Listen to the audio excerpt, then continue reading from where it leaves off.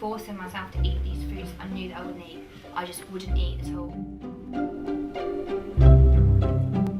I would eat something and then I'd just leave it in my mouth and like pretend that I've eaten it, and then I'd just be like, oh, I need to go to the toilet now, and I'd go to the toilet about 20 times in one meal just to spit out the food because I just physically wouldn't swallow it. I'd just keep it in my mouth and then spit it out, or I'd get a tissue and pretend I had a cough and cough it into the tissue. When I was in primary school, I had packed lunch, and my teachers, my mum kind of said, you've got to monitor our eating. You don't realise how strange you are until you're with another group of people kind of your age. You just think it's an age thing, like, oh yeah, my family don't understand it, it's okay. For our anniversary, and we want to go to a really nice restaurant, we have to go online and look at the menus and make sure that there's at least 2 or 3 items I can eat in case they sell out. If they bring a plate to her and it's like got food touching each other, she will send it back.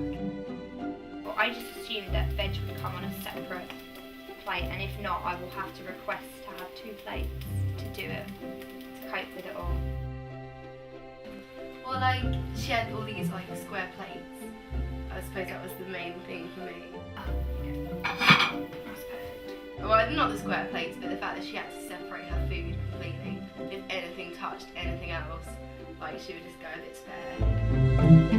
Sometimes I do try and force myself to have the 1 plate, but I'll move it around. Like now at home I have square plates because it's easier for me to see where the food is going. I have them in each corner and then 1 in the middle. When my family would make me food, I wouldn't eat it. They just thought that I was a bad eater. But then once I got older, I understood that it's just like the consistencies that I don't eat. I'm gonna make eggs, beans and toast, but I can't have them all together on the same plate. And I don't eat the yolk, so I have to cut around the yolk for my egg. And then I'm gonna microwave those beans and just make some toast as well.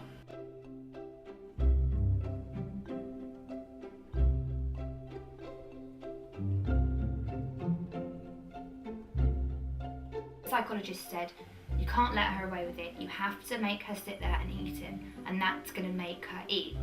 No, forcing me to do it was not the way, because I'm very stubborn anyway. It got to a point where my mum kind of gave up with that one and didn't listen to what they said about forcing me to eat, so thank God for that. I would just say what I was going to eat and what I wasn't going to eat, and then it would be okay. And then they tried to do this whole star chart thing where if I ate loads of food or if I ate a vegetable, they'd give me a star. I know it sounds really stupid, but for everything that I've been through, they actually haven't helped me at all. As I've grown up, I've learned more about why I don't like the things that I do and why I do like the things that I do. So it's none of the tricks or anything that they told me to work has worked. It's just I found coping mechanisms with it. See, in my mind, I think everybody else is strange. It's not me that's strange, everybody else is strange.